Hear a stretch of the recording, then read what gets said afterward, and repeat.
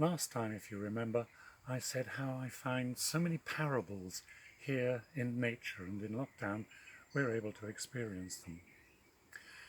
Almost exactly 10 years ago, one of the most difficult questions I've ever had to answer was posed by my sister-in-law. She was in a hospice 2 or 3 days before she died. "How will I know when I'm dead?" she asked. And I couldn't say, "Well, let's read this book," or something like that. I could have used a lovely illustration from Cormac Murphy O'Connor. The Queen visited him just before he died in 2009.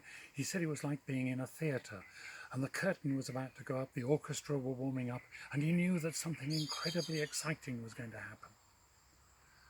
But for Anne, I wanted something else, and I went back to my childhood.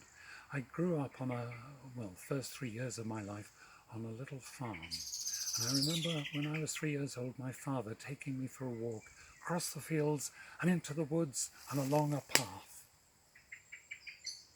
Many years later, we went back there, and the woods were as small as this little spinney, and everything came into perspective. And so I found myself saying to Anne, I think that when we're dead, everything comes into perspective and we see things as God sees them.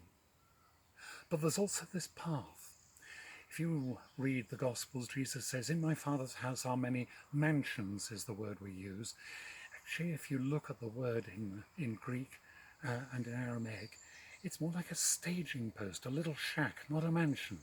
And it has the feeling of movement. And it gives the feeling that when we're dead, we're still moving on, we're still learning more about God.